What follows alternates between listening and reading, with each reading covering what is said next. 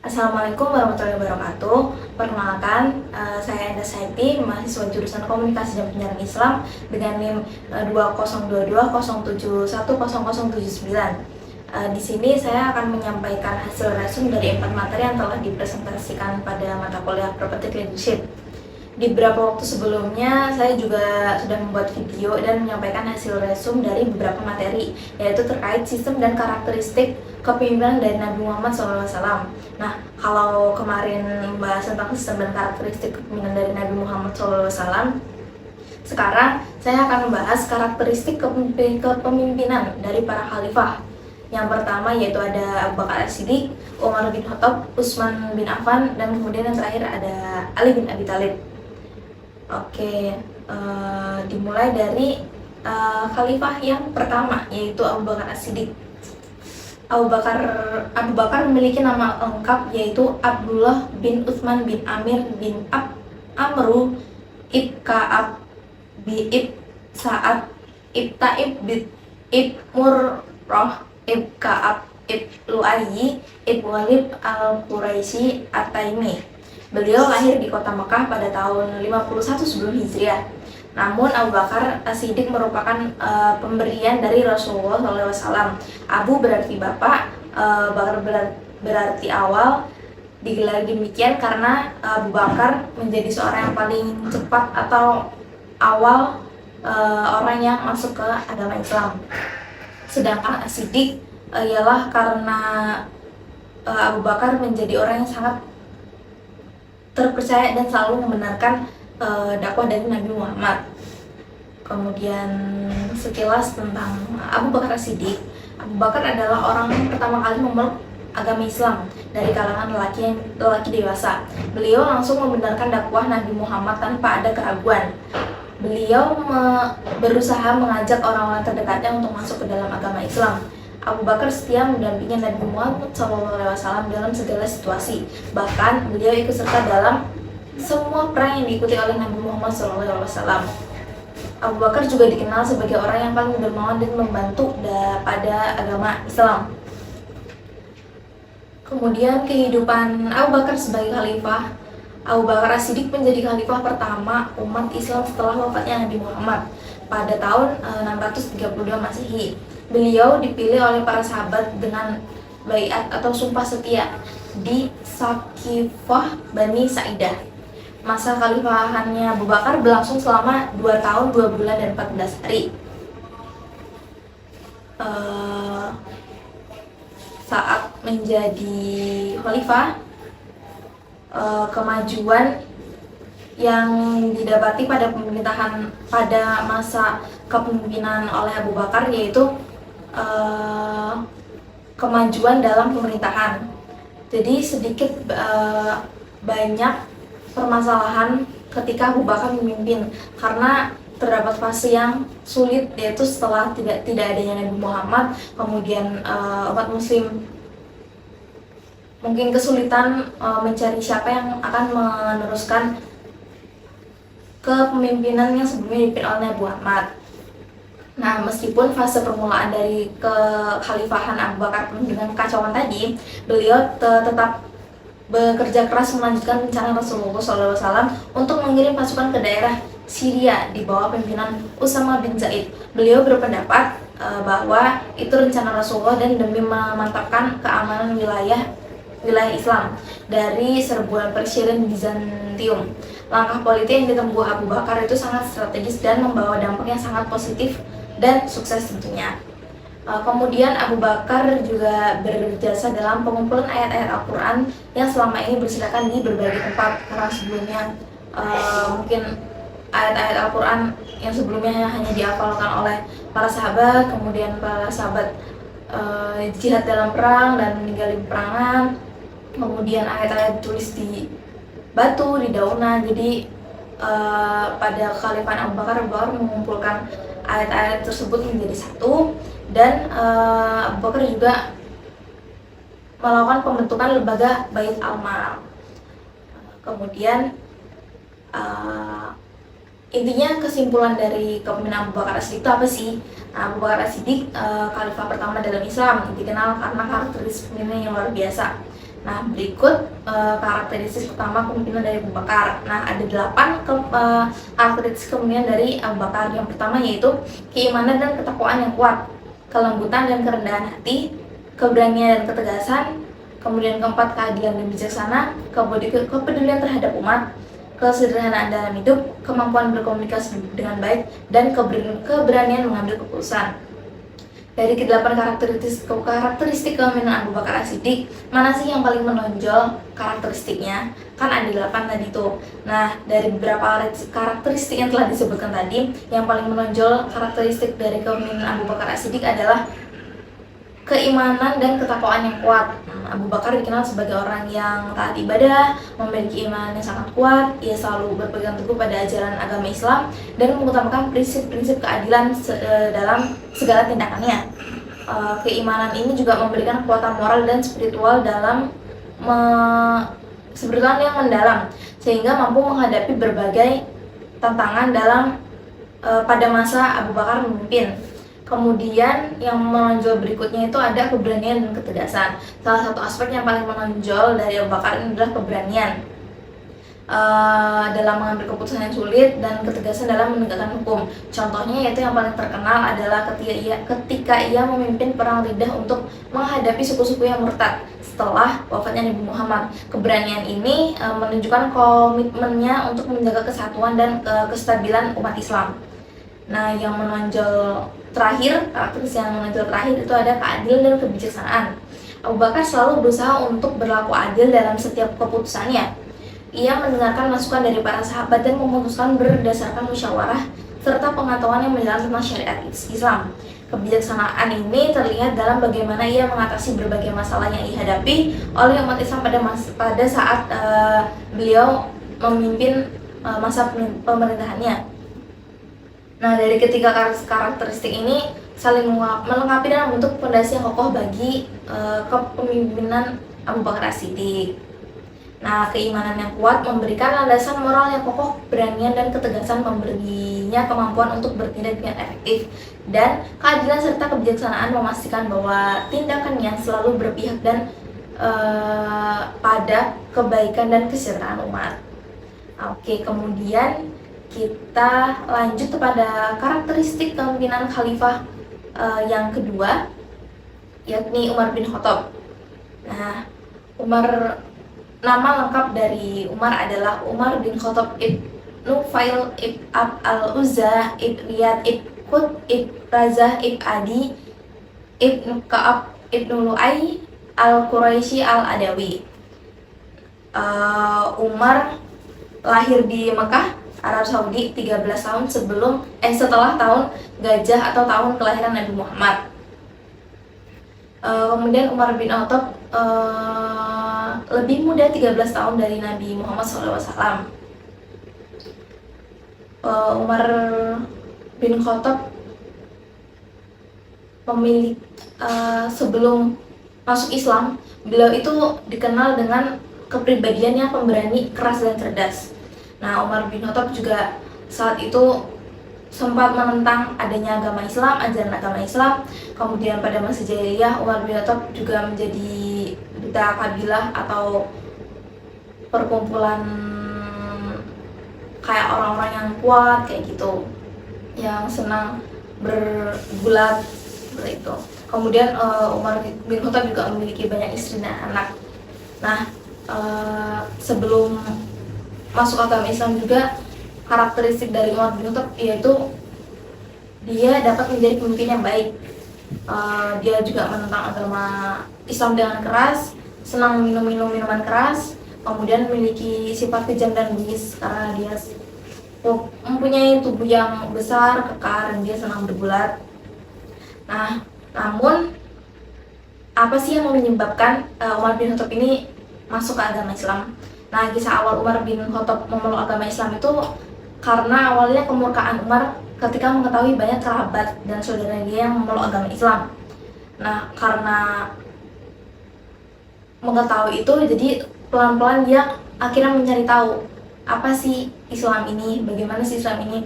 Akhirnya dari situ Umar bin Khattab muncul ketertarikan untuk melihat ayat-ayat dalam Al-Quran. Nah, setelah itu baru muncul proses Umar bin Khattab saat ingin memeluk agama Islam. Yang pertama itu Umar bin Khattab menemui Nabi Muhammad SAW. Kemudian Umar sangat ingin dia memeluk agama Islam dan bersyahadat di hadapan Rasulullah SAW. Dan akhirnya Umar bin Khattab itu masuk agama Islam pada tahun 616 Masehi. Kemudian sifat Umar bin Khattab tergolong tegas, pandai bela dan berkuda. Seseorang yang cerdas, jujur dan amanah. Umar bin Khattab diangkat menjadi khalifah pada tanggal 22 Jumadil Akhir 13 Hijrah atau 634 Masehi. Nah, Umar bin Khattab menjadi khalifah selama sekitar 10 tahun dan ia diangkat menjadi khalifah pada tahun 634 setelah wafatnya Abu Bakar As-Siddiq dan memerintah hingga tahun 644 Masehi atau 23 Hijrah. Nah, ketika ia wafat akibat dibunuh oleh seorang budak Persia bernama Abu Luwah, pemerintah Umar bin Khattab dikenal dengan pencapaian dan informasi penting dalam administrasi militer dan penegakan hukum Islam. Nah, dari situ juga terbukti bahwa kepemimpinan Umar bin Khattab itu sangat terlihat dalam perluasan wilayah. Beliau adalah orang yang memimpin tentara muslim dalam peperangan dan memang sukses. Jadi banyak sekali wilayah yang sudah ditetapkan oleh tentara muslim yang dipimpin oleh Umar bin Khattab. Nah, akhirnya itu muncul terdapat gaya kepemimpinan Umar bin Khattab. Ada 4. Yang pertama itu prioritas ijtihad dan musyawarah, menjunjung keadilan dan kebersamaan. Ketiga, perluasan wilayah Islam. Kemudian Umar bin Khattab menghindari KKN, yaitu korupsi, kolusi, dan nepotisme. Nah, dari gaya kepemimpinan tadi muncullah karakteristik kepemimpinan dari Umar bin Khattab, yaitu semangat dan antusias dalam mempelajari Islam, berani dan tegas, berjiwa pemimpin, sederhana dan rendah hati, peduli terhadap kaum duafa, dan tegas dalam menegakkan keadilan. Nah, dari keenam karakteristik ini, mana sih yang paling menonjol dari kepemimpinan Umar bin Khattab? Nah, di sini yang paling menonjol adalah keadilan yang tegas dan ketegasan dalam penegakan hukum. Nah, kedua sifat ini sangat berpengaruh dalam cara Umar memimpin dan membangun pemerintahan yang stabil dan adil.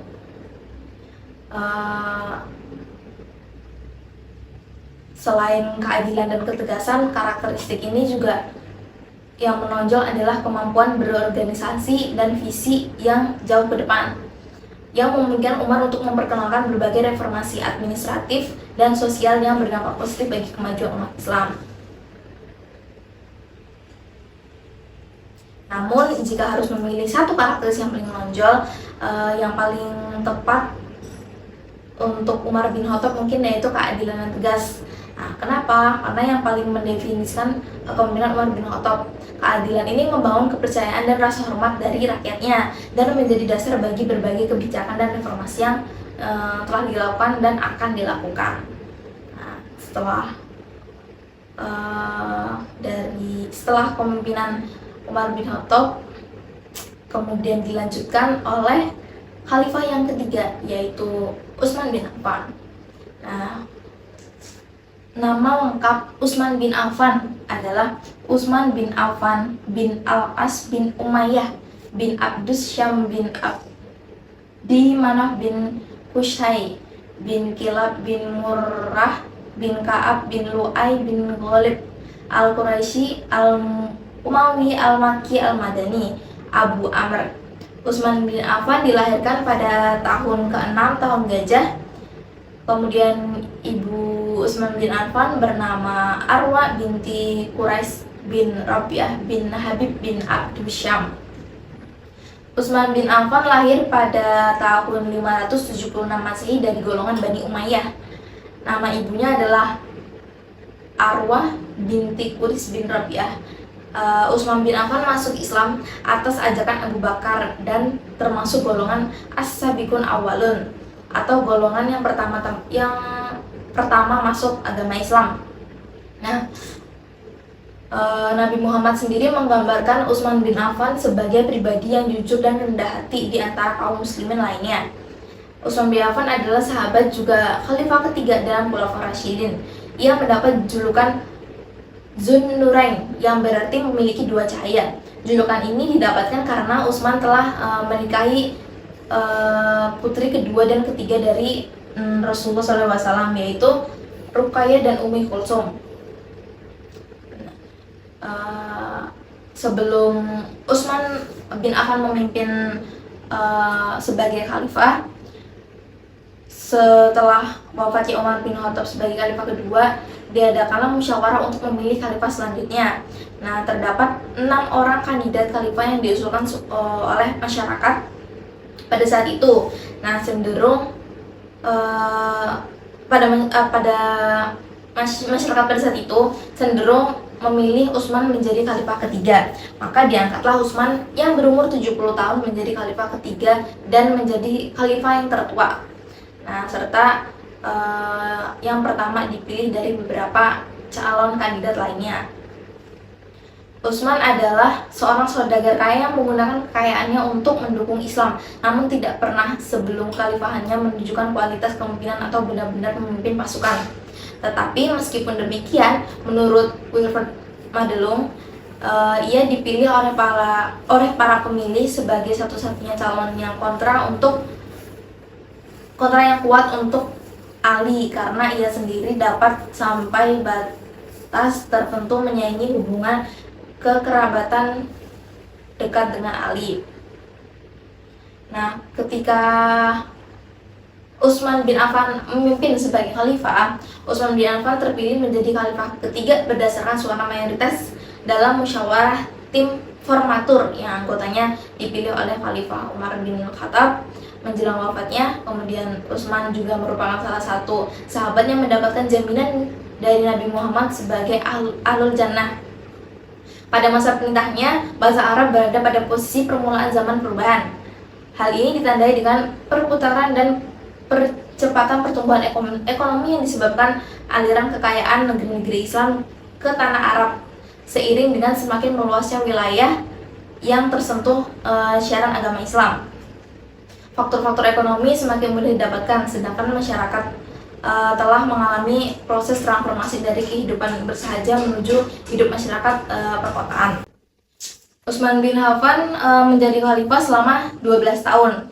Selama memerintah, ia mengeluarkan beberapa kebijakan, diantaranya adalah membukukan Al-Quran dengan nama Mushaf Utsmani. Nah, kemudian beliau melakukan perluasan wilayah kekuasaan Islam, kemudian distribusi jabatan gubernur, kemudian keempat menghadapi pemberontakan.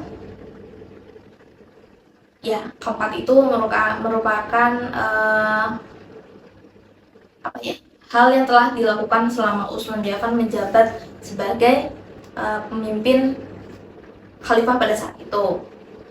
Nah, setelah mengetahui itu, apa sih karakteristik kepemimpinan dari Utsman bin Affan? Utsman bin Affan, khalifah ketiga dalam sejarah Islam, dikenal dengan kepemimpinan yang mencerminkan berbagai karakteristik yang mulia. Nah, yang pertama itu ada kedermawanan dan kemurahan hati. Utsman terkenal dengan kedermawannya yang luar biasa. Ia sering membantu orang-orang yang membutuhkan dan bahkan membeli sumur untuk umum agar semua orang dapat mengakses air bersih, terutama untuk umat Islam tentunya. Kemudian kedermawannya ini menjadikannya pemimpin yang dicintai dan dihormati oleh rakyatnya. Kemudian yang kedua yaitu ketaatan beribadah. Kemudian yang ketiga, kemampuan Utsman bin Affan dalam bermusyawarah. Yang keempat, ketegasan dan keberanian. Yang kelima, kepedulian terhadap umat muslim. Kemudian karakteristik lain yang dimiliki oleh Utsman bin Affan yaitu dikenal dengan sifat ramah dan rendah hati, bijaksana dan adil, sabar dan pemaaf, serta cinta damai dan persatuan. Nah, jadi kesimpulan di sini, Utsman bin Affan adalah seorang pemimpin yang luar biasa dengan banyak karakteristik yang mulia. Ia berhasil memimpin umat Islam dengan penuh keadilan dan membawa kemajuan besar pada peradaban Islam. Nah, meskipun memiliki beberapa kekurangan, Utsman bin Affan tetaplah menjadi salah satu khalifah terbaik dalam sejarah Islam. Selanjutnya, yang terakhir yaitu kepemimpinan dari Ali bin Abi Thalib. Nah, Ali bin Abi Thalib adalah salah satu sahabat Rasulullah sekaligus menantu Rasulullah yang dinikahkan dengan putrinya yaitu Fatimah radhiyallahu anha. Ali bin Abi Thalib merupakan sahabat yang langsung mendapatkan didikan dari Rasulullah sejak ia berusia 13 tahun. Sebagai bentuk membalas kebaikan pamannya, Ali bin Abi Thalib yang telah merawat Rasulullah ketika kakeknya meninggal. Karena ia dididik oleh Rasulullah sejak remaja, tidak heran karakter Ali bin Abi Thalib dapat dikatakan memiliki pantulan dari karakteristik dari Rasulullah. Nah, Ali bin Abi Thalib memiliki tekad kuat dalam mengajarkan manusia bagaimana meneladani dan mengikuti ajaran Rasulullah dalam dari ucapannya, perbuatannya, dan ketetapan-ketetapan lainnya. Nah, ia juga menjelaskan bagaimana wajibnya kita untuk menaati ajaran-ajaran dari Nabi Muhammad, kemudian bersungguh-sungguh mengikuti sunnah dan senantiasa menjaganya. Jadi kita bersungguh-sungguh mengikuti dan melaksanakan sunnah yang telah diajarkan oleh Rasulullah. Kemudian ia juga menjelaskan dalil-dalil tentang kenabian Nabi Muhammad dan keutamaannya serta kewajiban-kewajiban yang harus dilakukan oleh umat Islam kepada beliau sebagai seorang nabi. Nah, kemudian karakteristik dari pemimpinan Ali bin Abi Thalib dikenal sebagai pemimpin yang adil, bijaksana dan berani. Nah, Ali bin Abi Thalib ini memimpin umat Islam selama 5 tahun pada tahun 656 sampai dengan tahun 661 Masehi. Setelah wafatnya Utsman bin Affan, terdapat beberapa karakteristik dari Ali bin Abi Thalib. Nah, terdapat 5 karakteristik. Yang pertama yaitu keadilan dan kesetaraan. Ali bin Abi Thalib selalu berusaha untuk menegakkan keadilan dan kesetaraan bagi semua rakyatnya. Ia tidak pernah membeda-bedakan orang berdasarkan suku, agama, ataupun status sosial.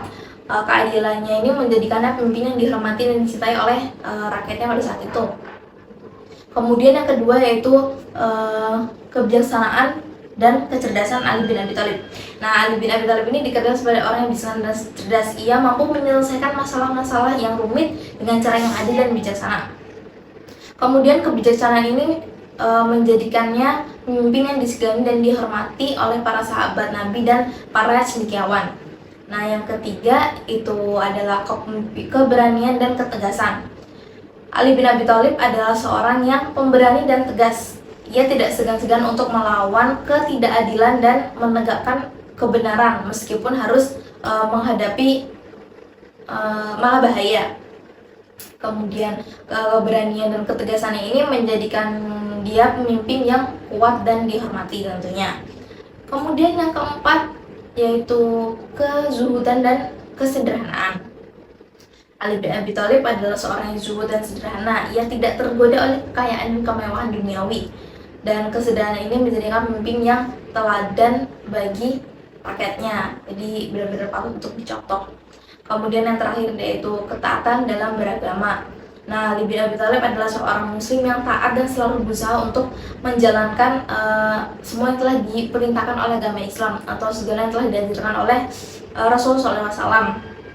Nah, ketaatannya yang telah ia laksanakan ini menjadikan dia pemimpin yang dihormati dan sangat diteladani oleh masyarakat, terutama rakyatnya pada saat itu. Dan karakteristik lain atau lebih ke sifat yang dimiliki oleh Ali bin Abi Thalib yaitu ramah dan rendah hati, sabar dan pemaaf, serta cinta damai dan persatuan. Jadi kesimpulan dari Ali bin Abi Thalib ini yaitu adalah seorang pemimpin yang luar biasa dengan banyak karakteristik mulia. Ia berhasil memimpin umat Islam dengan adil dan bijaksana meskipun masa pemerintahannya diwarnai dengan berbagai gejala politik. Kemudian meskipun juga memiliki beberapa kekurangan, Ali bin Abi Thalib tetap menjadi salah satu pemimpin terbaik dalam sejarah Islam sama juga seperti khalifah-khalifah sebelumnya, dan menjadi teladan juga bagi umat Islam di seluruh dunia. Kemudian saya rasa semua karakteristik sangat perlu kita contoh. Jadi mana yang paling menonjol? Ya dari sifat aja kita bisa menyontohkan ramah, rajin beribadah, selalu teladan, selalu menjalankan segala perintah agama. Jadi segala hal yang dimiliki oleh para khalifah itu sebenarnya patut kita contoh, dan semua itu pasti punya kayak tingkat menonjolnya. Dan cerdas, sebagai orang yang cerdas ya, kecerdasan dari para khalifah berarti sangat menonjol. Tapi di sisi lain orang yang beranggapan bahwa sifat dan kepribadian itu lebih menonjol, ya pasti akan mengedepankan di bagian ranah sifat dan kepribadian itu. Jadi kembali kepada diri kita masing-masing, bagaimana kita perlu menerapkan pada diri kita apa yang perlu kita terapkan dari para khalifah-khalifah tersebut. Mungkin itu saja yang dapat saya sampaikan dari hasil resum materi ini. Kurang lebihnya saya mohon maaf. Sekian, wassalamualaikum warahmatullahi wabarakatuh.